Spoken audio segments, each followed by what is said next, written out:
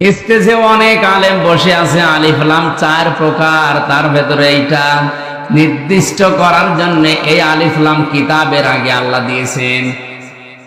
পুরা কোরআনে কারিমের নাম আমি তাফসিরে ফি জিলালিল কোরআনে পেয়েছি প্রায় 55টার উপরে, ব্যাপকভাবে প্রসারিত হয় তামাম দুনিয়াতে। 5টা নাম।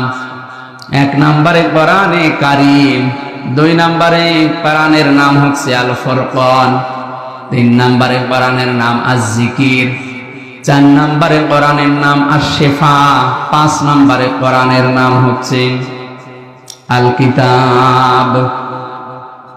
আল্লাহ পাক আল কিতাব দিয়ে কোরআনে কারীমকে ইঙ্গিত করে জানিয়েছে একটাই মাত্র কিতাব, যার ভেতরে ভুল নেই, সন্দেহ নেই, কিয়ামত হয়ে যাবে তাও এর ভেতরে কেউ ভুল বের করতে পারবে না। এই চ্যালেঞ্জ দিয়েছেন কে? আল্লাহ। 1500 বছরে আজ পর্যন্ত এই চ্যালেঞ্জের মোকাবেলা কেউ করতে কিয়ামত পর্যন্ত পারবেও না, কারণ এই চ্যালেঞ্জ আমির হামজার না, এই চ্যালেঞ্জ কার? কেন আল্লাহ আলিফ লাম দিয়েছেন এটা বলার জন্য বলছিলাম। বিশেষ করে যারা আলেম আছেন তাদেরকে ইঙ্গিত করছে, একটু খেয়াল করেন। দুনিয়াতে একটাই মাত্র কিতাব আল্লাহ এখন পাঠিয়েছেন, কিয়ামত পর্যন্ত আর আসবে না। মানব জাতিকে পরিচালনা করার জন্য জীবন বিধান হিসাবে যা দরকার সবের ভেতরে খুলে খুলে বর্ণনা করা আছে। সুতরাং কোরআন শরীফ বাদ দিয়ে পৃথিবীর কোন কিতাব মানুষকে রাস্তা দেখাতে পারে না, হেদায়েত দিতে পারে না। এই জায়গাটা এত আওয়াজ হয় কি? এরা মানুষ না কি দেবতা? কথা বলে না কেন? চুপ করেন। আমরা দেখতে পাচ্ছি আপনারা দাঁড়িয়ে আছেন, দাঁড়িয়ে থাকেন, কথা বলবেন। আপনি নিজেও শুনছেন না, মানুষকে শুনতে দিচ্ছেন না। কত মানুষ এখানে বসে আছে, কথা বন্ধ করেন।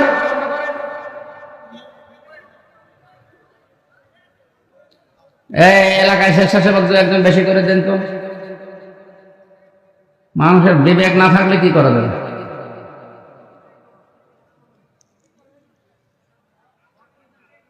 কোরআন শোনার জন্য যে আদব আল্লাহ দিলেন আমি তো আগে বলে নিলাম। আপনি তো এই অনুষ্ঠানে এসেছেন, এটা পুরাটা এখন নামাজের মতো ইবাদত।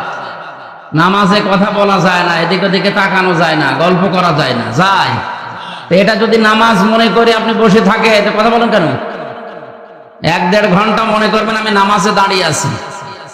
কারাগারে 3 বছরে আমি তাহাজ্জুদের নামাজে যারা আলেম আমরা ছিলাম, আমরা যা পড়েছি 1-1.5 ঘন্টা 2 ঘন্টা, বিশেষ করে 3:30 থেকে একেবারে আসান পর্যন্ত এই কেটে যেত।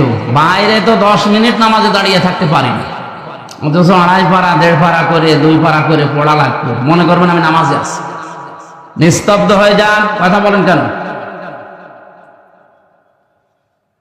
চাঁদপুরবাসী সারা বাংলাদেশের লোক আমরা জানি, নোয়াখালী, চাঁদপুর, লক্ষ্মীপুর, কুমিল্লা এই এলাকার মানুষগুলো আল্লাহ ভীরু বেশি। এটা রেকর্ড হচ্ছে, কালকেই সারা বাংলাদেশ ছড়াবে।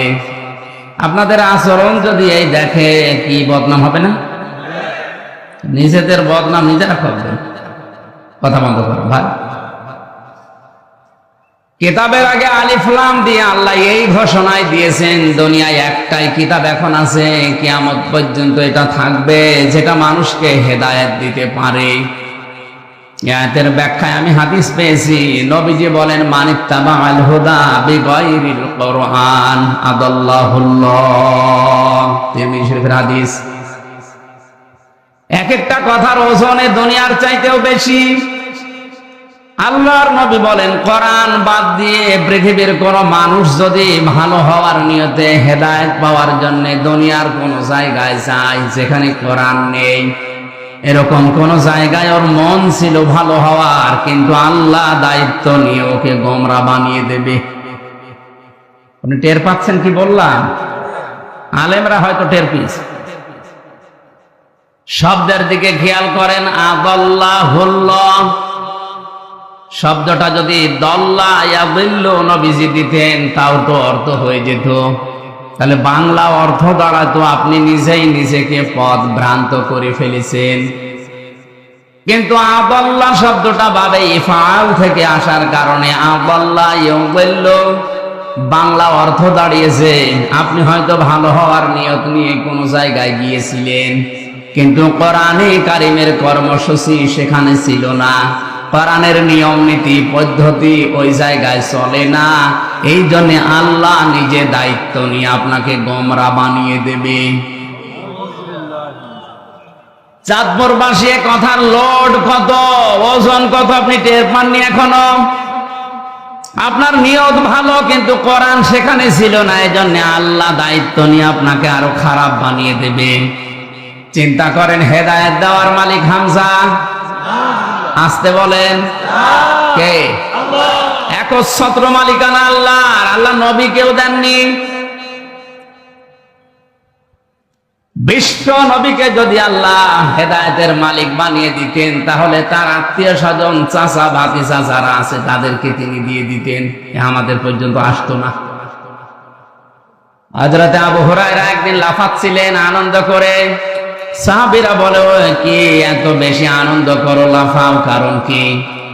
হযরতে আবু হুরায়রা বলেন, এই মাত্র কোরআনে কারিমের আয়াত নাযিল হয়েছে যে হেদায়েতের একচ্ছত্র মালিকানা আল্লাহর, এটা কোন নবীর হাতে, ফেরেশতার হাতে আল্লাহ দেননি। আমি আনন্দ করি এই কারণে, আমি তো নবীজির আত্মীয় না।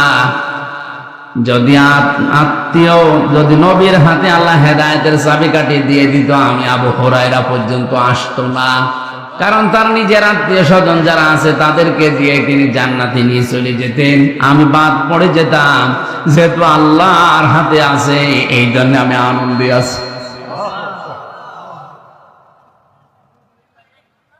কোরআনে কারীম জানিয়েছেন, বিশ্ব নবী মুহাম্মদুর রাসূলুল্লাহ নিজে তার চাচা যেদিন মারা যায় আবু তালিব, মাথার পাশে বসে বসে বলছিলেন, ইয়া আম্মি আবি তালিব, লা ইলাহা ইল্লাল্লাহ হাজ্জুল লাকা ইনদাল্লাহি ইয়াউমাল কিয়ামাহ, রাহুল বুখারী। নবীজি বললেন, চাচা আপনার জোরে বলা লাগবে না, শুধু কানের কাছে মুখটা নিয়ে আস্তে করে বলেন, লা ইলাহা ইল্লাল্লাহ। তাওহীদের স্বীকৃতিটা দেন, রিসালাতের স্বীকৃতি যেটা আমার মুহাম্মদুর রাসূলুল্লাহটা বলার দরকার নেই, ওটা আপনি আমি মেনে নিলাম। শুধু আল্লাহর এই স্বীকৃতিটা আপনি আমার কানের কাছে, জোরেও বলা লাগবে না, আমার কানের কাছে মুখ নিয়ে বলেন। আমি কথা দিলাম, কিয়ামতের দিন আল্লাহর দরবারে ঝগড়া করে আপনাকে আমি জান্নাতে দিয়ে আসবো। পাশে দাঁড়িয়েছিল আবু জেহেল আর আবু লাহাব। আবু সুফিয়ান ডাক দিয়ে বলে, নেতা পড়বা, সারা জীবন বাপ দাদার ধর্ম অনুসরণ করলে এখন ভাতিজার নতুন ধর্ম গ্রহণ করে কলঙ্কিত হবা। মানুষ তোমারে কাপুরুষ বলবে, ভীরু বলবে।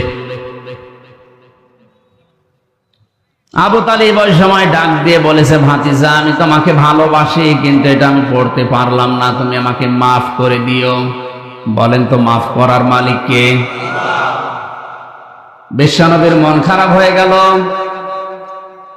সঙ্গে সঙ্গে কোরআনে কারিমের সূরা কাসাসের 56 নম্বর আয়াত আল্লাহ ফেরেশতা জিবরাইলকে দিয়ে পাঠালেন, শুনিয়ে দেন, ইন্নাকা লা তাহদি মান আহবাবতা ওয়ালাকিন্নাল্লাহা ইয়াহদি মান ইয়াশা ওয়া হুয়া আ'লামু বিল মুহতাদিন।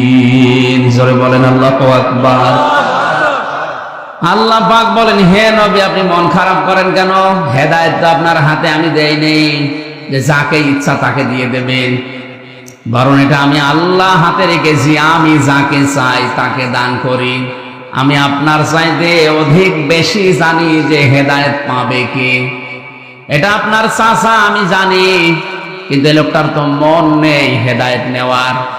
আপনি এত চেষ্টা করলেন, আপনার রিসালাতের ঘোষণা পর্যন্ত আপনি দিতে নিষেধ করেছে যে ওটা দরকার নেই, শুধু তাওহীদের কালেমাটা একটু পড়েন, তারপরও সে পড়ে নাই। এই জন্য আমি আল্লাহকে হেদায়েত দেইনি। এরপরেও নবীজি তার কবরের পাশে দাঁড়িয়ে দুহাত তুলে মোনাজাত করেছিলেন, রব্বুল আলামিন তুমি দয়া করে আমার চাচাকে মাফ করে দাও। সঙ্গে সঙ্গে জিবরাইল এসে বললেন, হে নবী হাত নামান। কার জন্য হাত তুলেছেন? মা কানা লিন নাবিয়্যি ওয়াল্লাযীনা আমানু আইয়াস্তাগফিরু লিল মুশরিকিন ওয়ালাউ কানু উলি কুরবা মিন বা'দি মা তাবায়্যানা লাহুম আন্নাহুম আসহাবুল জাহিম। বিবেক যদি থাকে চিন্তা করেন যে নবী জীবনে হাত তোলা লাগে নাই, মনের ভেতরে কামনা আসলে এই মোনাজাত কবুল হয়ে গেছে। সেই নবী হাত তুলে বসে আছে কবরের সামনে চাচার জন্য। জিবরাইল এসে বলছেন আপনি হাত নামান। কার জন্য হাত তুলেছেন? এই লোকটা আপনার চাচা, আল্লাহ জানে।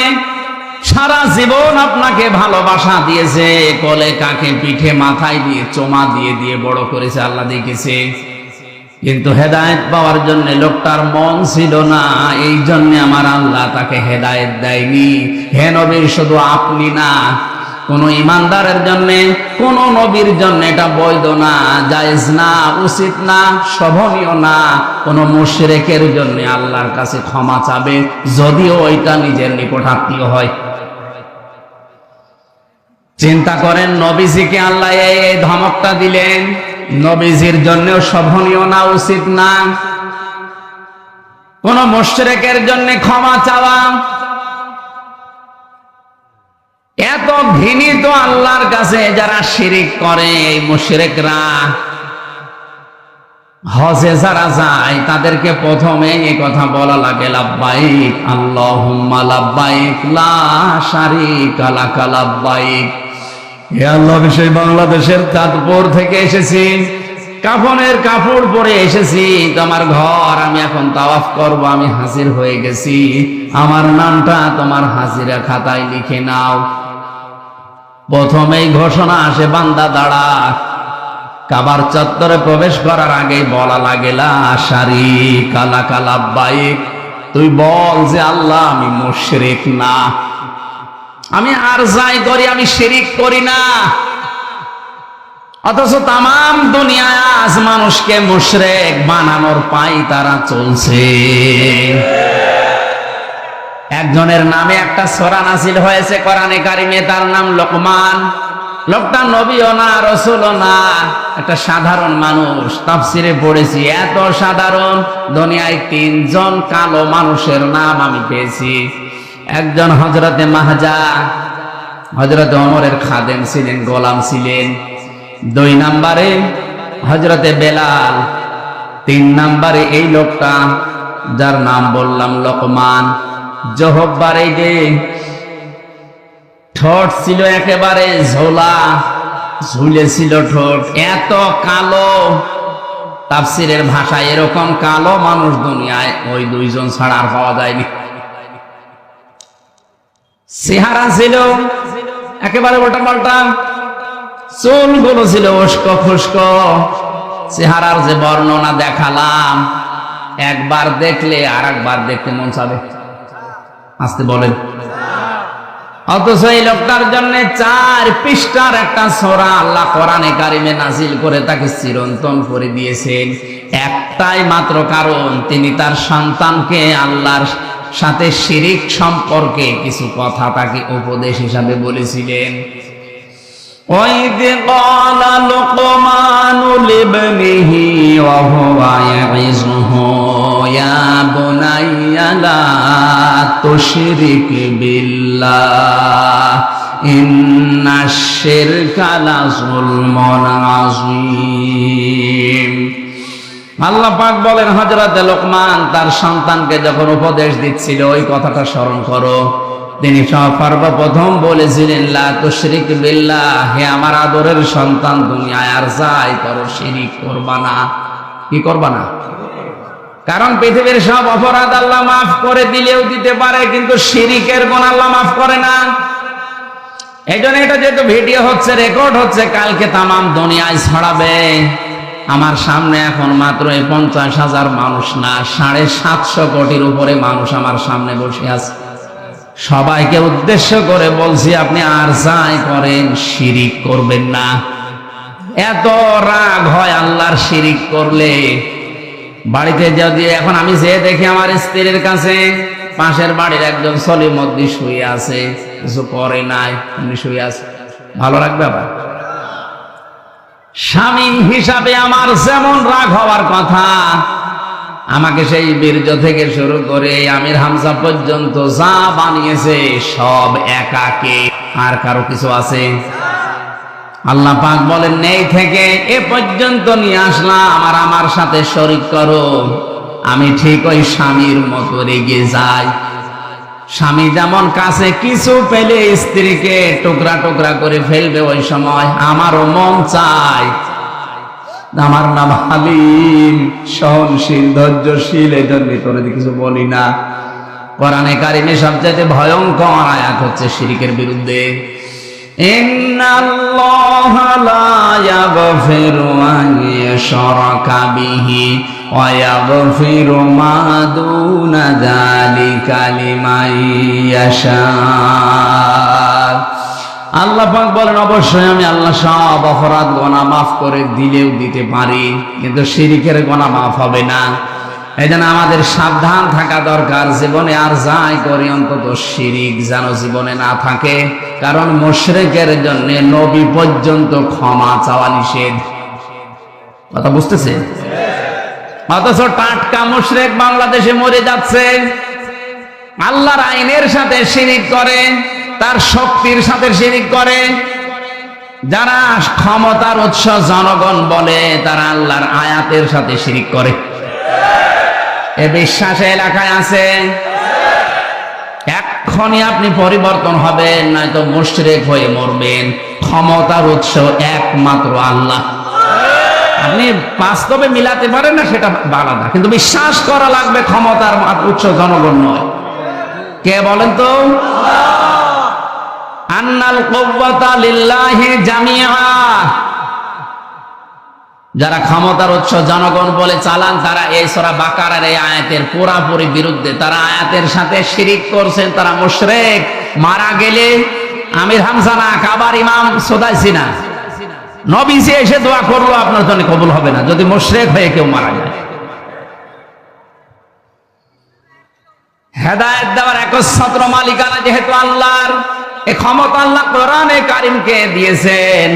এই জন্য আমাদের সাবধান থাকা দরকার। কোরআন যেখানে নেই, ওই দল যদি আমার বাবাও প্রতিষ্ঠা করে, ওই দলে আমি যাব না। ওই দলে যদি আমি ভালো হওয়ার নিয়তেও যাই, আমাকে খারাপ বানিয়ে দেবে। আসতে বল। যেই পীরের দরবারে কোরআন শরীফ চলে না, কোরআনের নিয়ম নীতি নেই, ওই দরবারে যদি আমি ভালো হওয়ার নিয়তেও যাই, আমাকে গোমরা বানিয়ে দেবে কে? এর বাস্তব উদাহরণ কুষ্টিয়ার লালনের মাজার। এই এলাকা থেকে হাজারো মানুষ যাচ্ছে ওখানে, যেহেতু কোরআন ওখানে চলে না, কোরআনের নিয়ম নীতি ওখানে নেই, ওখানে মানুষের তৈরি করা কিছু বানানো নিয়ম চলে। এই জন্য আমার মনে হয় ওখানে গেলে মানুষ ভালো হওয়ার পরিবর্তে আরো খারাপ হয়। আগে গাঁজা খেত না, এখন গাঁজা খায়। আগে বিড়ি সিগারেট খেত না, এখন বিড়ি খায়। কথা বলে না কেন? লোকটা ভালো হয়েছে না খারাপ হয়েছে? আরে নদী পার হয়ে যে আল্লাহর ওলি আছে, আমি নাম নাই নিলাম, ওখানে গেলে মানুষ দেখি আগে দাড়ি মাড়ি যায় রাখতো, ওখানে গেলে দাড়ি কেটে সফা করে ফেলে। তাহলে ভালো হয়েছে না খারাপ হয়েছে? আমি বাস্তব নিজে গিয়ে দেখেছি, শিরিক প্রকাশ্যে চলছে। বিশ্ব নবীর দরবারে, নবীজির কবরস্থানে, নবীজির মাজারে, আল্লাহর নবীর রওজায় আমি 16 সালে ঘুরে এসেছি। এইভাবে যাওয়া লাগে না, এইভাবে পিছিয়ে আসা লাগে না, কিন্তু ওই দরবারে গিয়েছি, এইভাবে যাওয়া লাগবে, আবার এইভাবে পিছিয়ে আসা লাগবে। লা তাত্তাখিযুল কুবুর মাসাজিদা। নবীজি বলেন, কবরকে তোমরা সেজদার জায়গা বানিও না। আজ হাজারো পীরের দরবারে কবরগুলো মাজার পূজা হিসাবে চলছে। যে কবরে মাজার পূজা চলে, ও কবর ভেঙে দেওয়া আমাদের জন্য একেবারে ওয়াজিব হয়ে গেছে। হাজার হাজার টাকা এখানে ব্যবসা করছে এই শিরক আর বেদাত তৈরি করে। আজকে আসার সময় একটা হাদিস দেখছিলাম, মেশকাত শরীফের হাদিস। নবীজি বলেন, দুই প্রকার মানুষ কিয়ামতে আমার সুপারিশ পাবে না। এই হাদিস মনে হয় না বলা ভালো। এই হাদিস বলবো, দুই শ্রেণীর মানুষ কিয়ামতের দিন নবীর সুপারিশ পাবে না। চাঁদপুরবাসী ভালো করে খেয়াল করেন, নবীর সুপারিশ যদি কেউ না পায় জীবনেও সে জান্নাত আরো আসতে। এক নম্বরে দুনিয়াতে যারা বেদাত তৈরি করে, বেদাত করে, আর এটা সবচাইতে বেশি চট্টগ্রাম বিভাগে। দিনের নামে, ইসলামের নামে নতুন নতুন জিনিস তৈরি করে এরা ইসলাম বানিয়ে চালিয়ে দিচ্ছে। এই জন্য বেদাত যারা করছেন তারা থামেন। বেদাত করলে নবীজি বলেন, বেদাত পন্থী যারা, বেদাত আবিষ্কার যারা করে, সালাম দেওয়া পর্যন্ত জায়েজ নেই। দুই নাম্বারটা এখন বলা যাবে না মোনাজাতের আগে। বলেন আমি মায়ের খাই। নবীর সুপারিশ দ্বিতীয় নম্বরে নবীজি বলেন পাবে না তারা যারা জালিম শাসকের তোষামদি করে চলে। এটা এই দেশে এখনো শুরু হয়নি, অন্য দেশে চলছে।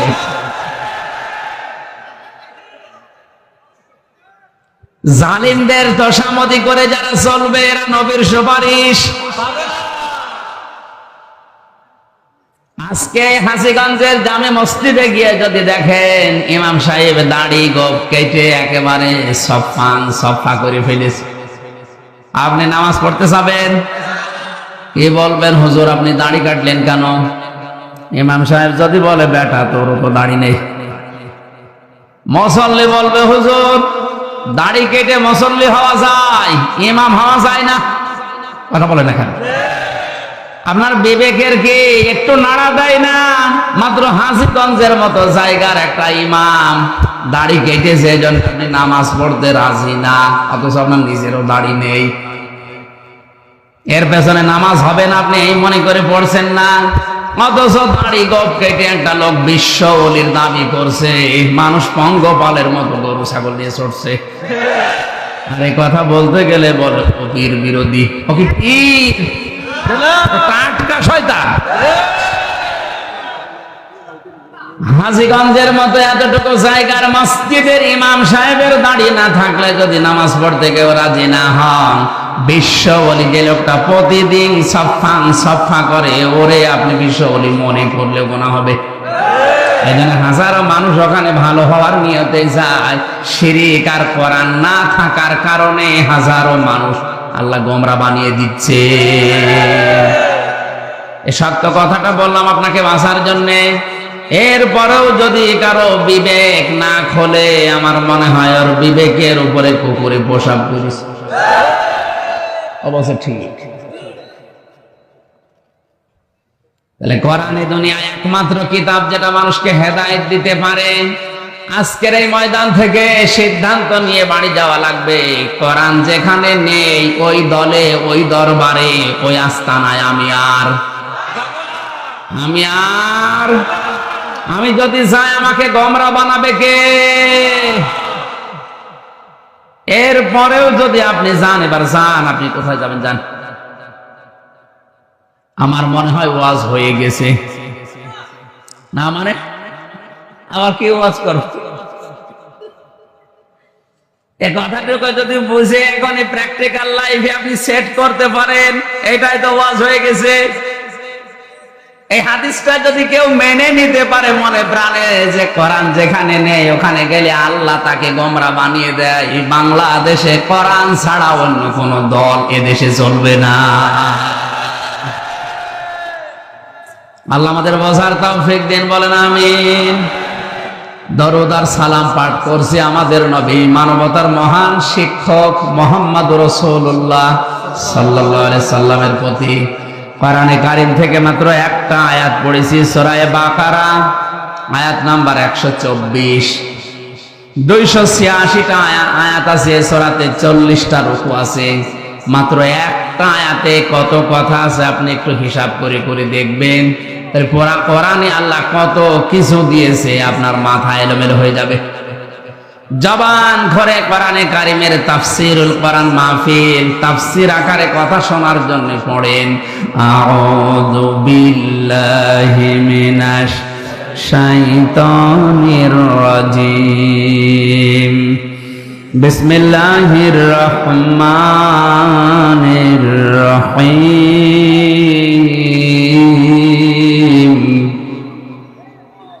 وَإِذِ ابْتَلَى إِبْرَاهِيمَ رَبُّهُ بِكَلِمَاتٍ فَأَتَمَّهُنَّ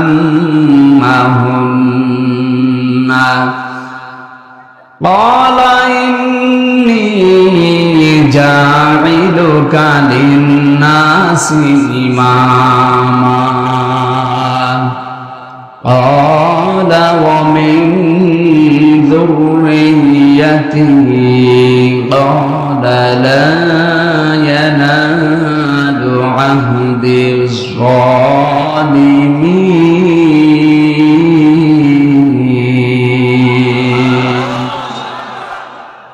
এই যারা উঠাউঠি করে কি এদের প্রসব পায়খানা বাদ দিয়ে যদি এমনি চলে যায় গোনা হবে কিন্তু? এই জিজ্ঞাসা করেন তো ওর অবস্থান কি? না, আমি হাসির খোরাকি দেই না। আপনি যদি ভালো লাগছে না এই বলে চলে যান, আপনার কিন্তু গুনাহ হবে। জরুরত থাকলে যেতে পারেন, এমনিতেই উঠবেন না ভাই। সওয়াব নেকি কামাই করতে এসে যদি গুনাহ হয়ে যায়, আপনার না আসায় ভালো ছিল। খেয়াল করেন এই দেশে আমি যতটুকু এই কয় মাস, বিশেষ করে 1 মাস কয়েকদিন বের হয়ে যা দেখছি, এর আগে 20 সালের আগ পর্যন্ত বিশ্বের কয়েকটা দেশে আমি যতটুকু পেয়েছি তাফসির মাহফিল লেখা থাকে ঠিক, কিন্তু তাফসির হয় 5 প্রকার। যে যেই দেশে বাস করে ওই দেশে সরকারি তাফসির হয়, এটা হয়। বেসরকারি তাফসিরও হয়, খানকার তাফসির হয়। এখানকার পরে আমার যেখানে আছে রাতের বেলা রাত 12:30টার পরে ওখানে খানকার তাফসির হবে। 4 নম্বরে হয় নাটকীয় তাফসির, যেটাই ব্রাহ্মণবাড়িয়া কুমিল্লা এলাকায় চলে। আন্দাজে তাফসির মাহফিল নাম দিয়েছে। নাটকীয়তা করে কোরআনে কারিমের মঞ্চগুলো তারা হাসির পাত্র বানিয়ে ফেলেছে। কথা বলেন না কেন? অথচ কোরআনে কারিমের এই ময়দানগুলো, এই মঞ্চগুলো, এটা আমানতের জায়গা, এটা মেম্বরের একটা আমানত আছে। এই জায়গাটা যারা হাসির খোরাকি বানিয়ে মানুষের কাছে উপস্থাপন করে, আল্লাযীনা ইত্তাখাযু দীনাহুম লাহওয়াও ওয়া লাইবা ওয়া গাররাতুহুমুল হায়াতুদ দুনিয়া। সূরা আরাফের 51, 50, 51 নম্বর আয়াতে আল্লাহ জানিয়েছেন যে মানুষগুলো দুনিয়ায় আল্লাহর দিনকে খেল তামাশা বানিয়ে ফেলেছে, এদেরকে দুনিয়ার জীবন ধোঁকায় ফেলে রেখেছে।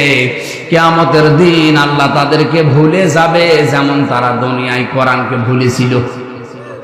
ওরা তাফসির মাহফিলের নাম দিয়ে কোরআনে কারিমকে এমন ভাবে উপস্থাপন করছে নাটকীয় ভাবে, জেনারেল শিক্ষিত মানুষগুলো মনে করছে ইসলাম মনে হয় এরকমই। কথা বলছে না কেন? এই জন্য তাদের আহ্বান জানাবো, আপনারা এই মঞ্চের যে আমানত আছে, এই মেম্বরের যে আমানত আছে, এগুলো ঠিক রাখেন। দুনিয়ার স্বার্থে মত্ত হয়ে এই ময়দানটা কলুষিত করবেন না। 5 নম্বরে হয় দরকারি তাফসির, কোরআনিক তাফসির, যেটা বাংলাদেশ, ভারত, পাকিস্তানে খুব কম। কথা বলে না কেন? আমাদের উপরে যায় আসুক না কেন, আমরা কোরআনে কারিমিক তাফসির যেটা দরকারি, যেটা ওইটা করব। আল্লাহ ঘোষণা দিচ্ছেন, ওয়াইয ইবতালা ইব্রাহিম রাব্বুহু বিকালিমাতিন ফাতাম্মাহুন্না। হে নবী, আপনি স্মরণ করেন ওই সময়ের কথা যখন ইব্রাহিম আলাইহিস সালামকে মহান আল্লাহ কিছু কালেমার দ্বারা, কথার দ্বারা পরীক্ষা করেছিলেন, আর প্রতিটি পরীক্ষায় হযরত ইব্রাহিম উত্তীর্ণ হয়েছিলেন। এখন আসেন একটু পরিচয় নেওয়া যাক। ইব্রাহিম ইনি কে? আমাদের জাতির পিতা, আমাদের জাতির পিতা, কারণ আমাদের নাম যে মুসলিম, এ মুসলিম নামটা তিনি দিয়েছেন। মিল্লাতা আবিকুম ইব্রাহিম হুয়া সাম্মাকুমুল মুসলিমিন। আল্লাহ পাক বলেন, জাতির পিতা হিসাবে আমি একজনকে ঘোষণা করলাম, তার নাম ইব্রাহিম, আর তিনি তোমাদের নাম রেখেছেন মুসলমান। আমাদের নাম মুসলিম, মুসলিম জাতিয়ে জাতিয়ে নাম দিয়েছে কে? হুয়ার ফাইল এখানে দুইটা, আল্লাহ হতে পারে, ইব্রাহিম আলাইহিস সালাম হতে পারে। ইবনে কাসির বর্ণনা করেন এটা ইব্রাহিম আলাইহিস সালামই বেশি, তিনি আমাদের নাম মুসলিম দিয়েছেন। সুতরাং মুসলমান দাবি করার পরেও যারা ইব্রাহিম আলাইহিস সালামের সন্তান হিসাবে নিজেকে পরিচয় দেন না, আমি বাকিটা বললাম না, বাবার পরিচয় যদি কেউ দিতে না চায়, ওটা কি? আরো জোরে বলেন কি? আশা করছি আর নিচে নামা লাগবে না, মরণ পর্যন্ত এটা মনে রাখবেন, আমি মুসলিম, আমার এই নামটা আমার বাবা দিয়েছেন। এখান থেকে মাসলা বের হয়, সন্তান জন্ম দেওয়ার পরে বাবার যে 4টা দায়িত্ব, তার 1 নম্বরে হচ্ছে তার একটা সুন্দর নাম রাখা। এখানে কত বাবা বসে আছে, এমন এমন নাম সন্তানের রাখে, শয়তান পর্যন্ত হাসে। একই নাম রেখে দিয়েছে বল্টু, নাম। কিয়ামতের ময়দানে প্রতিটি মানুষকে আল্লাহ তার বাবার সাথে নাম ধরে ডাকবে। হামজা বিন রিয়াজ। আজ অনেক মহিলা তাদের স্বামীর সাথে নাম মিলিয়ে রাখে। আমার ম্যাডামের নাম তামান্না, আমার নাম আমির হামজা, উনি যদি তামান্না আমির লেখে না, এটা বৈধ না, ওনাকে লেখা লাগবে ওনার বাবার নামের সাথে তামান্না সুলতানা, ওনার বাবার নাম সুলতান। কারণ আমার স্বামীর সাথে সংসার যদি ভেঙে যায়, আজকে যদি তালাক হয়ে যায়, কালকে ওর মুখ দেখা আমার জন্য আর জায়েজ, কিন্তু বাবার সাথে তালাক হওয়ার সম্ভাবনা আছে। বলেন বলেন। এই জন্য বাবার যে 4টা দায়িত্ব, তার 1 নম্বরে দায়িত্ব হচ্ছে তার সুন্দর নাম রাখা, 7 দিনে আকিকা করা, এটা সুন্নাত। কেউ যদি না পারে 10 দিনে, 21 দিনে, এরপরে যতদিন পারেন করবেন, আদায় হবে, কিন্তু সুন্নাত হচ্ছে 7 দিনে। আমি বোঝাতে পেরেছি? 3 নম্বরে তাকে দিনের জ্ঞান শিক্ষা দেওয়া লাগবে, এটা বাবা মার দায়িত্ব। দিনের জ্ঞান শুরু হয় যার নাম নিয়ে, তার নাম বলেন তো। আমি এখানে একটা তথ্য বলবো, যারা জ্ঞানী মানুষ আছেন খেয়াল করবেন। নবীজির বয়স যখন 40 বছর, বিশ্ব নবীকে ফেরেশতা জিবরাইল ওই পাহাড়ে হেরা গুহায় 3 বার বুকে ধরে চাপ দিয়েছিলেন যে পড়েন পড়েন পড়েন। নবীজি বললেন, মা না বিকারি, আমি পড়তে পারবো না। কথা বলেন না কেন? 4বার যখন তিনি বলেছেন, ইকরা বিসমি রাব্বিকাল্লাযী খালাক, বিশ্ব নবী এবার 5টা আয়াত জিবরাইলের সাথে পড়েছিলেন, না পড়েন নাই? একবারও কি আপনার বিবেকের কাছে কথাটা আসে না যে কেন এবার পড়লেন?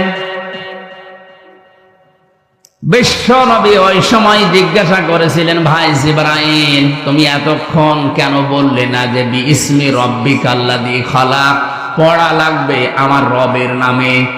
এতক্ষণ খালি বলছিলেন পড়ো, তো কি পড়বো, কার নামে পড়বো? আমি তো আল্লাহর নাম ছাড়া, আমার রবের নাম ছাড়া পড়তে পারবো না। সুতরাং শিক্ষা ব্যবস্থায় বাংলাদেশে যারা দায়িত্বে আছেন, 96% মুসলমান এখানে বাস করে, আল্লাহ বাদে কারো নামে আমরা পড়তে চাই না।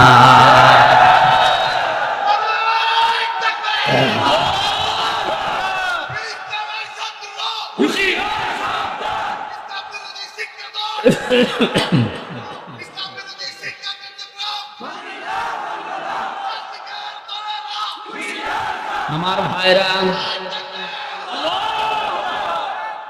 আমি কথাগুলো শুধু স্লোগান দেওয়ার জন্য, গরম হওয়ার জন্য বলি নাই, বিবেকের কাছে প্রশ্ন করে। নবীজি নবুয়ত পাওয়ার পরে কিন্তু পড়তে পারতেন, তিনি বলেন না আমি পড়বো না। কারণ আমার রবের নাম যখনই আমি শুনলাম তখনই পড়া স্টার্ট দিলাম। বিশ্ব নবী নবুয়ত পাওয়ার পরেই তার উম্মতদেরকে আদেশ দিয়েছে, উম্মতেরা সন্তান তোমাদের হলে তাদের 3 নাম্বারের দায়িত্ব তার দ্বীনের শিক্ষা দিয়ে। আর দ্বীনের শিক্ষা শুরু হয় আমার আল্লাহর নামে। যে বইয়ের শুরুতে বিসমিল্লাহির রহমানির রহিম থাকে না, ইকরা বিসমি রাব্বিকাল্লাযী খালাক থাকে না, ইন্নাদ-দীনা ইনদাল্লাহিল ইসলাম থাকে না, ওই পড়া মুসলমানেরা পড়বে কিনা ভেবে দেখা উচিত। কথা বলেন না কেন? শিক্ষা গ্রহণ করার পরে মানুষ যদি মানুষ না হয়ে জানোয়ার হয়ে যায়, ওইরকম শিক্ষায় শিক্ষিত না হওয়াই ভালো। বাংলাদেশ সহ বিশ্বে যত জায়গায় ঘুরেছি, কোরআনে কারিমের শিক্ষা যাদের ভেতরে আমি পেলাম, বাস্তবে ওই ছোটবেলায়ও যারা কোরআনের শিক্ষা কম পেয়েছে, তারা বড় হয়ে যত বড় জায়গায় উঠেছে তাদের ওই ছোটবেলার কথাটা মনে আছে। ঝিনাইদহ জেলার টিয়নো, ওই 20 সালের আগে আমি এক বাড়িতে খেতে গেলাম, যে দেখি চা দিয়েছে, পিরিজ নেই, শুধু কাপ। হেসে ফেলেছি, কিন্তু জ্ঞানী মানুষ বুঝতে পেরেছে, বলছে হুজুর আপনি কেন হাসেন? আমি বুঝি, চা দিয়েছি শুধু কাপে, পিরিজ নেই। ওটা পিরিজ দিয়েছিল কিন্তু ভাঙা, এই কারণে আপনি হাসেন। আপনি হয়তো জানেন না, গতকালকে আমি যদি এই সোমবার গেল, গতকালকে যদি একটা ফাইলে সই করতাম 5 লাখ টাকা আমার হাতে দিয়েই দিয়েছিল। কিন্তু ছোটবেলায় আমি কোরআনে কারীম পড়েছিলাম যে ঘুষ খাওয়া যাবে না। ওই আয়াত আমার সামনে সব সময় এসে দাঁড়িয়ে বলেছে, যত কঠিন পরিস্থিতি হোক ঘুষ খাওয়া যাবে না। এরকম পিরিচ একটা না, 1000টা পিরিচ আজকে আমি কিনতে পারতাম। বলেন তো, কোরআনের শিক্ষা থাকার কারণে লোকটা মানুষ হয়েছে না জানোয়ার? আর এটা যাদের ভেতরে নেই, যে মানুষগুলো শিক্ষিত হচ্ছে, আমি বাস্তব প্র্যাকটিক্যাল লাইফের কথা বলছি। এত বড় বড় দাড়ি, মাথায় টুপি দিয়ে পাগড়ি মাথায় আছে, হাতে তসবিহ টিপতেছে। আমি গেলাম বিশ্ববিদ্যালয়ে সার্টিফিকেট নিয়ে আসতে, আমারে বলছে হামজা তাড়াতাড়ি করো। হুজুর তাড়াতাড়ি করছি, তো তাড়াতাড়ি করো, আমি জামাত ধরবো জোহরের নামাজের। আল্লাহ হুজুর আমি তো তাড়াতাড়ি করছি, আমিও গাড়ি ধরবো। মাথা নিচু করে বলছে 2000 টাকা বের করো। তো আপনি জামাত ধরবে? কিসের জামাত ধরবেন আপনি? আপনার মাত্র 15 মিনিট লাগবে জোহরের নামাজ পড়তে, আর সরকার আপনার কাছে 8টা ঘন্টা কিনে নিয়েছে। আমাদের এই ছেলে মেয়েরা যারা আসবে তাদের সই করে সিল মেরে আপনি দিয়ে দেবেন সার্টিফিকেট। এইটা আপনার নামাজ, এটা আপনার জামাত। কথা বলেন না কেন? 2000 টাকা বের কর মানে আমি জানি যে এর কাছে আমার সার্টিফিকেট পাওয়া যাবে না, এই জন্য আমি আজ তুলিও না, কারণ ও থাকতে দেবে না। বলেন তো, যে লোকটা টিও না, তার দাড়ি নেই, গোপ নেই, টাই শার্ট প্যান্ট পরে, কিন্তু ছোটবেলায় কোরআনের সুদের আয়াত, ঘুষের আয়াতটা তার সামনে এসে দাঁড়ায়। এই লোকটা এই লাইনের না ভেষ ধরেছে।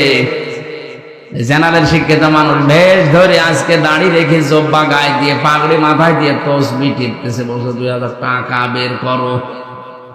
তাহলে এও তো শিক্ষিত, ওইটাও শিক্ষিত।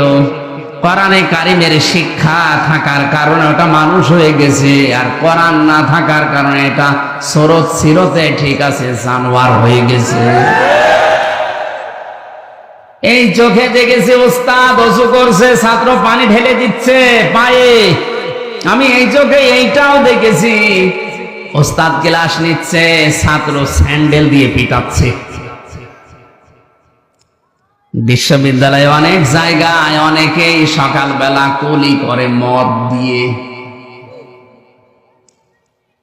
এই জন্য জাতিরে আজকে ভেবে দেখা উচিত, শিক্ষা ব্যবস্থায় শিক্ষিত হয়ে যদিও মানুষ না হয়ে জানোয়ার হয়ে যায়, ওর চাইতে ওর ভ্যান চালানো ভালো। নবীজি নবুয়ত পাওয়ার পরে কি বলেছিলেন? জিবরাইল তুমি এতক্ষণ কেন বলনি যে বিসমি রাব্বিকাল্লাযী খালাক, রবের নামে পড়া লাগবে? তাহলে আমি এতক্ষণ অপেক্ষা করতাম না, কারণ রবের নামে পড়লেই মানুষ মানুষ হয়। আশা করছে আমার নিচে নামা লাগবেন, আপনি বুঝেছেন? এটা শুধু আমার একার কথা না, এদেশের 18 কোটি মানুষের মনের কথা হয়তো অনেকেই মুখ ফুটে বলতে পারে না। কথা বলে না কেন?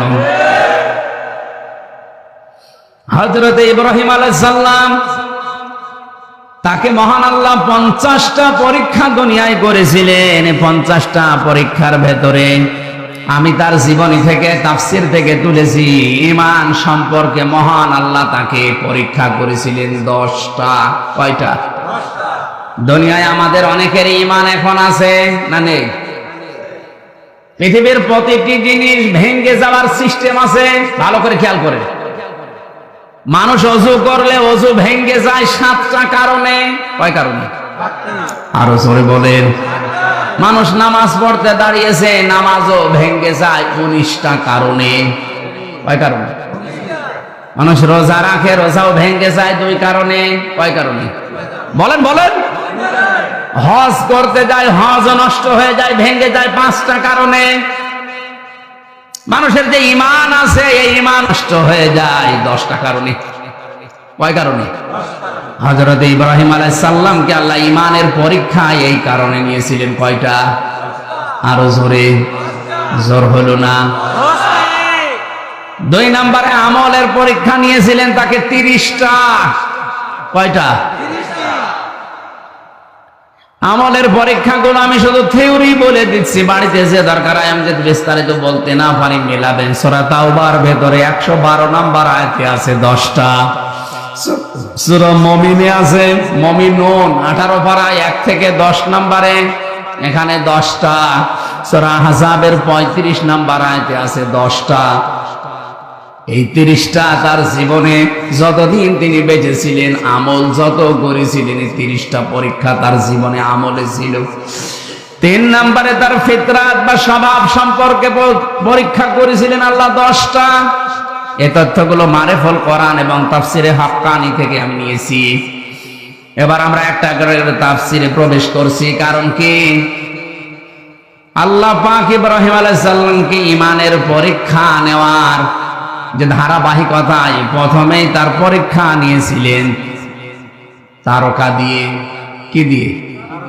ফালাম্মা জান্না আলাইহিল লাইলু রাআ কাওকাবা ক্বালা হাযা রাব্বি ফালাম্মা আফালা ক্বালা লা উহিব্বুল আফিলিন। আমি বিস্তারিত বলার জন্য না, শুধু থিওরি গুলো বলে দিলাম। সূরা আনআম 76 নম্বর আয়াতটা বাড়ি যে দেখবেন, হযরত ইব্রাহিমকে আল্লাহ ঈমানের পরীক্ষা নেওয়া আরম্ভ করেছিলেন। তারকা দেখে উনি মনে করেছিলেন এইটা হয়তো আমার দেবতা বা আমার খোদা হবে, আমার মালিক।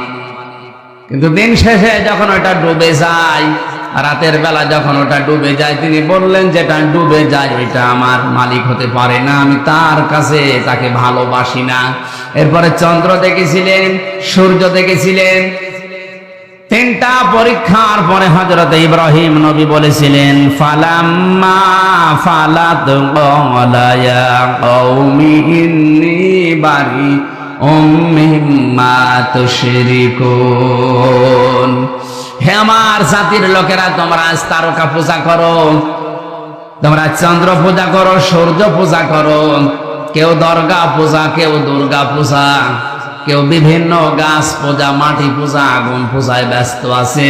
আমি সব কিছু থেকে মুখ ফিরিয়ে নিজেকে মুক্ত ঘোষণা করলাম। তিনি ওই সময় একটা দোয়া করেছিলেন। তার সন্তান হিসাবে আমরা অনেকেই মনে করি এটা জায়নামাজে দাঁড়ানোর দোয়া না, ওটা জায়নামাজে দাঁড়ানোর দোয়া না, ওটা কোরআনে কারিমের সূরা আনআমের ৭৯ নম্বর আয়াত। জবান খুলে যারা মুখস্থ আছে পড়েন, ইন্নী ওয়াজ্জাহতু ওয়াজহিয়া লিল্লাযী ফাতারাস সামাওয়াতি ওয়াল আরদা হানিফাও ওয়া মা আনা মিনাল মুশরিকিন। হযরত ইব্রাহিম ওই সময় বলেছিলেন, হে আমার মালিক, আমি সব দিক থেকে মুখ ফিরিয়ে নিলাম, আমি আসমান জমিনের সব দিক থেকে মুখ ফিরিয়ে একনিষ্ঠ হয়ে তোমার দিকে মুখ ফিরালাম, কারণ তুমি আমাকে বানিয়েছো হানিফা। আমি একনিষ্ঠ ভাবে তোমার দিকে ঘুরে আসলাম। ওমান আমিনাল মুশরিকিন, আমি ঘোষণা দিচ্ছি আমি কিন্তু মুশরিক না। আমার প্রথম কথা ছিল আপনি আর যাই করেন শিরিক করবেন না, কারণ এটা আমাদের জাতির পিতার প্রথম শিক্ষা। তিনি ইমানের প্রথম পরীক্ষায় বলেছিলেন আল্লাহ আমি কিন্তু মুশরিক না। জোরে বলেন আল্লাহু আকবার। ইব্রাহিমের সন্তান যারা দুনিয়ায় একদিকে গেলেও আমরা শিরিক। নবীজি বলেন তোমাকে যদি আগুনের ভেতরে কেউ ফেলে দেয়, তোমাকে যদি কেটে টুকরা টুকরা করা হয়, এরপরেও তুমি শিরিক করবা না, কারণ দুনিয়ার সব অপরাধ আল্লাহ কম বেশি মাফ করে দিলেও দিতে পারে, কিন্তু শিরিক মাফ করবে না। আমি আবার বলছি আপনারা শিরিক থেকে বাঁচেন। শিরিক চার প্রকার: শিরিক বিল জাত, শিরিক বিল সিফাত, শিরিক বিল ইখতিয়ারা, শিরিক বিল হুকুক। এই চার প্রকারকে ভাগ ভাগ করে তাফসিরে হাদিসে আমি পেয়েছি প্রায় 72 প্রকার। শিন র কাফ এই শব্দটা এত বিস্তারিত, এত বেশি কথা এর ভেতরে আল্লাহ পাক লুকিয়ে রেখেছে। কেউ যদি শিরিক নিয়ে আলোচনা করে রাত শেষ হয়ে যাবে, তাও শিরিক শেষ হবে না। অথচ এই সূক্ষ্ম সূক্ষ্ম বিষয়গুলো আমাদের ভেতর অনেকের ভর করে বসে আছে। আমরা শিরিক থেকে বাঁচার জন্য, শিরিক কি, কত প্রকার, কেন শিরিক হচ্ছে, এই বইটা বাজারে পাওয়া যায়, কিনে নেবেন। আমার সবগুলো পয়েন্ট হয়তো মনে নেই, এই জন্য অল্প কিছু বললাম। হযরত ইব্রাহিম আলাইহিস সালাম ইমানের প্রথম পরীক্ষায় তিনি পাশ করেছিলেন, আল্লাহকে তিনি নিজে খুঁজে বের করেছিলেন। আর আমরা তার সন্তান, আমাদের চোখে আঙ্গুল দিয়ে দেখিয়ে দেওয়ার পরেও আমরা পাইতে চাই না। কথা বলা লাগবে। আলেমরা আজ অনেকে জীবনের উপরে রিস্ক নিয়ে জাতির পিতা ইব্রাহিম আলাইহিস সালামকে যে পরীক্ষাগুলো আল্লাহ করেছিলেন তিনি নিজে খোঁজ করে করে বের করেছিলেন, আর আমরা আপনাদের চোখে আঙ্গুল দিয়ে হাতে কলমে দেখিয়ে দেওয়ার পরও আপনি ফিরে আসতে চান না। দ্বিতীয় পরীক্ষা করেছিলেন আমার আল্লাহ, তাকে বাধা দিয়েছিলেন। ইমানের উপরে টিকে থাকতে গেলে যে বাধা আসে, আমাদের জাতির পিতায় বাধা পেয়েছেন না পান নাই? সর্বপ্রথম বাধা এসেছিল তার ঘর থেকে। কথা বলে না কেন? আজ ইমানের উপরে টিকে থাকতে গেলে বাধা আসতে পারে কোন জায়গা থেকে? আসছে না অনেকে? তার বাবা বাধা দিয়েছিল ঘর থেকে, সমাজের বাধা এসেছিল, রাষ্ট্রের বাধা এসেছিল, এমনকি তাকে বনবাস পর্যন্ত দেওয়া হয়েছিল। সারা জীবন ইব্রাহিম নবীর জীবনে বিভিন্ন কায়দায় শুনেছি, কিন্তু বনবাসে যাওয়া এটা যে কত কঠিন, 3 বছর এক ঘরের ভেতরে থেকে কিছুটা হলো টের পেয়েছি।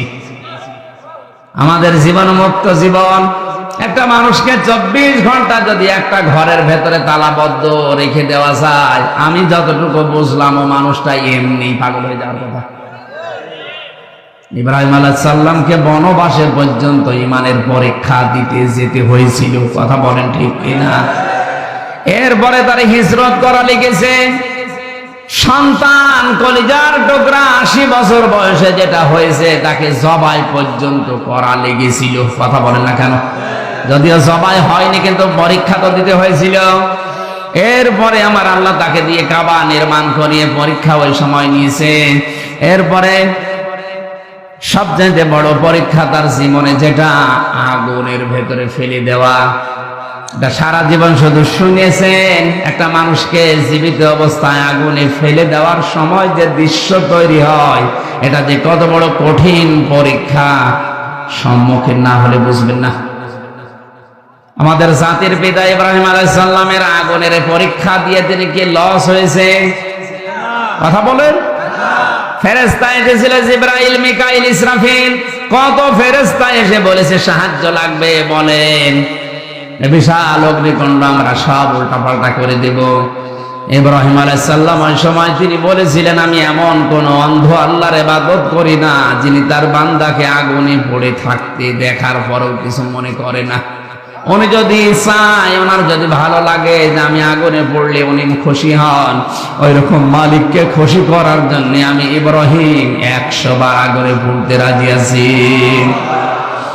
আল্লাহ রাব্বুল আলামিন ওই সময় তাকে জানিয়েছিলেন, ক্বালা ইন্নী জাইলুকা লিন্নাসি ইমামা।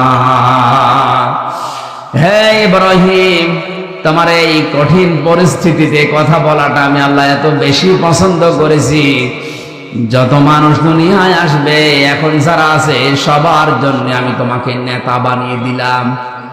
তুমি শুধু মুসলিম জাতির নেতা না, লিন্নাসি ইমামা, যত মানুষ আসবে দুনিয়ায় সবার জন্য তুমি নেতা, তুমি নেতৃত্ব দেবে।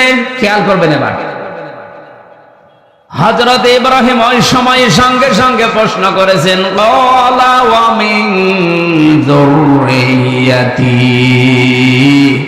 হে আল্লাহ, এই নেতৃত্ব দেওয়ার গুণাবলী এটাকে শুধু আমি একাই পেলাম, নাকি কিয়ামত পর্যন্ত আমার সন্তানাদি যারা আসবে এরাও এই দায়িত্ব পাবে?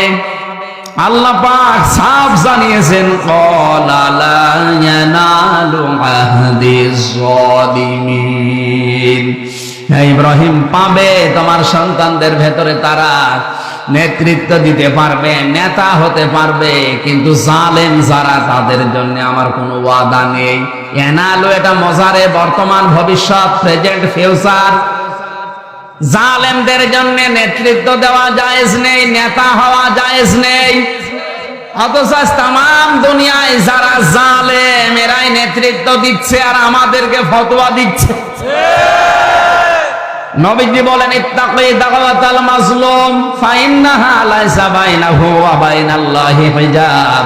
হে আমার উম্মতেরা, আর যাই করো মজলুমের বরদোয়া থেকে বেঁচে থাকবা, কারণ মজলুম যখন বরদোয়া করে তার ভেতরে আর আল্লাহর ভেতরে কোনো পর্দা থাকে না। বাংলার মানুষেরা আপনার হাতে পায়ে ধরে বলছে, 3 বছর কারাগারের জীবনে আমি যা দেখলাম, এই দেশে সব চাইতে বেশি হচ্ছে এখন জুলুম। হাজারো মানুষের অন্তঃপ্রকোষ্ঠে জুলুমের শিকার হয়ে বসে আছে, অথচ কিছুই জানে না। সব চাইতে ভয়ঙ্কর আয়াত আমার কাছে কোরআনে কারিমের সূরা শুরা 25 নম্বর পারা 6 নম্বর পৃষ্ঠা 13 নম্বর লাইনের 42 নম্বর আয়াতটা মনে হয়েছে। আল্লাহ পাক বলেন, ইন্নামাস সাবিলু আলাল্লাযীনা ইয়াযলিমুনান নাস ওয়া ইয়াবগুনা ফিল আরদি বিগাইরিল হক উলাইকা লাহুম আযাবুন আলীম।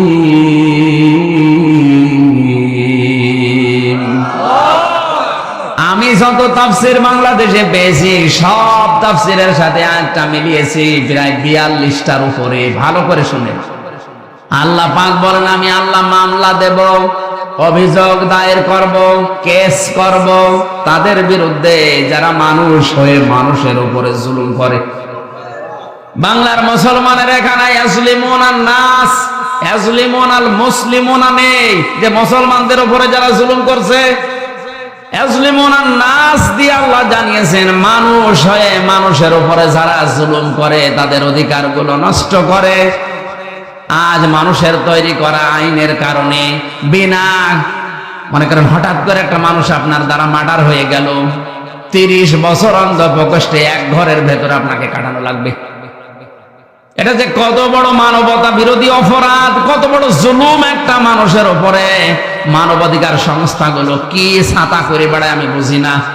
এই আইনটা পাল্টাতে পারেন না? হ্যাঁ, ওরে যদি অপরাধ প্রমাণ হয় ওরে ফাঁসি দিয়ে দেন, ওরে মেরে ফেলেন, কারণ হত্যার বদলে হত্যা করা জায়েজ আছে।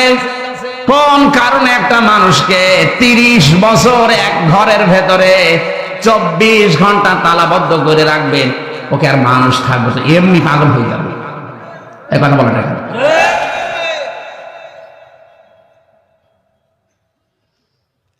আর এই কাজটা বেশি করে যারা বউ মার্ডার করে, তাদের অধিকাংশ আমার মনে হয় 100 জনের প্রায় 30 জন তো হবে। 100 জনের 30 জন, ওখানে 10,000 মানুষ ছিলাম আমরা।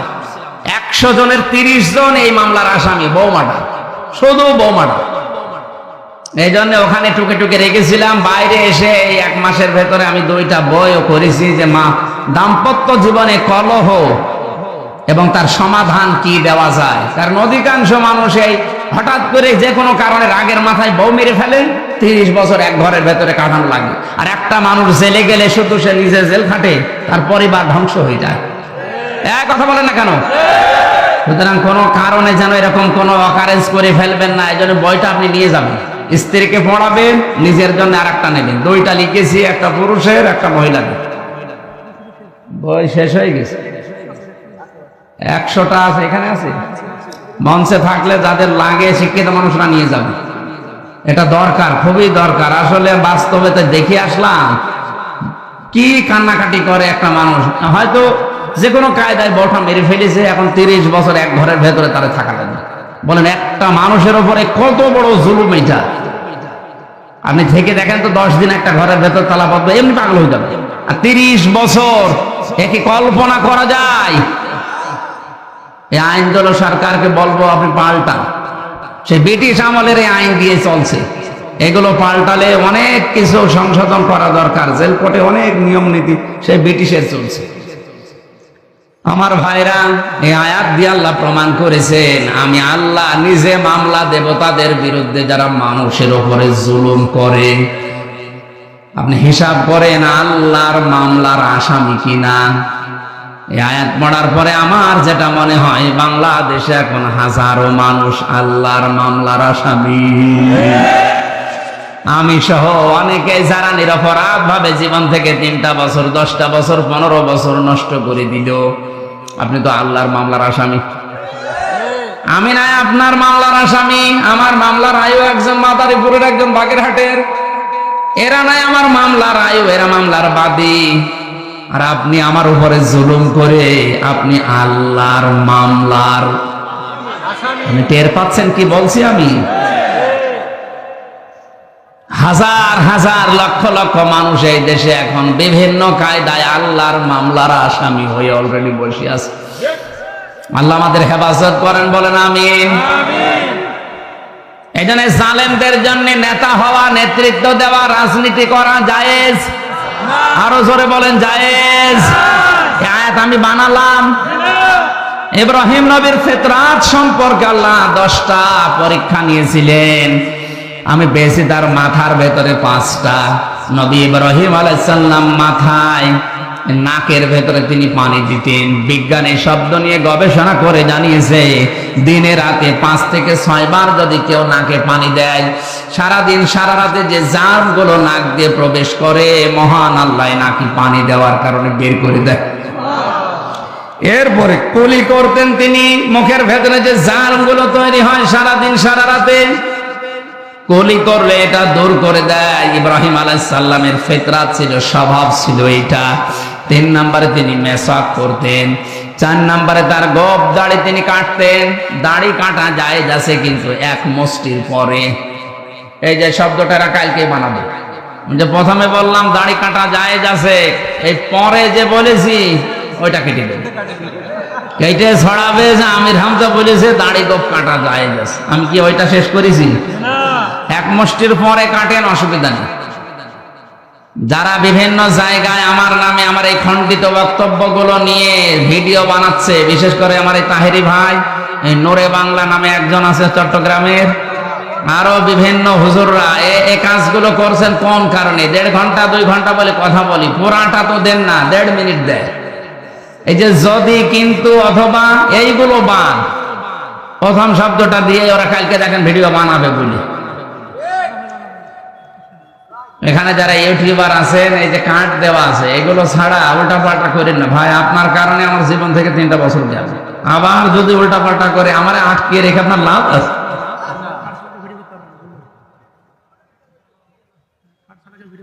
গোপ রাখা জায়েজ নেই। হ্যাঁ, যদি আপনি কেটে রাখতে চান, একেবারে চেঁচে ফেলা ঠিক না, এটা মাকরুহ। একেবারে চেঁচে ফেলা ঠিক না। যদি অবস্থান একেবারে না থাকে, উপায় না থাকে, তাহলে চাষি, কিন্তু একেবারে ছোট ছোট করে রাখবেন। আর দাড়ি 1 মুষ্টির পরে কাটা জায়েজ আছে। দাড়ি এই যে এতটুকু, এই শক্ত জায়গাটা, এই শক্ত জায়গাটা দাড়ি, এটুকু দাড়ির অংশ না। এমনকি এই যে এই জায়গাটাও দাড়ির অংশ না। কথা বুঝতেছেন? এইটা যদি কেউ কেটে ফেলে সৌন্দর্যের জন্য জায়েজ আছে, কেউ যদি তার সৌন্দর্যের জন্য এটা রেখে দেয় তাও জায়েজ আছে, কিন্তু এটা নিয়ে মতভেদ আছে আলেমদের। এইটা দাড়ির অংশ না, এই নরম জায়গাটাও দাড়ির অংশ না।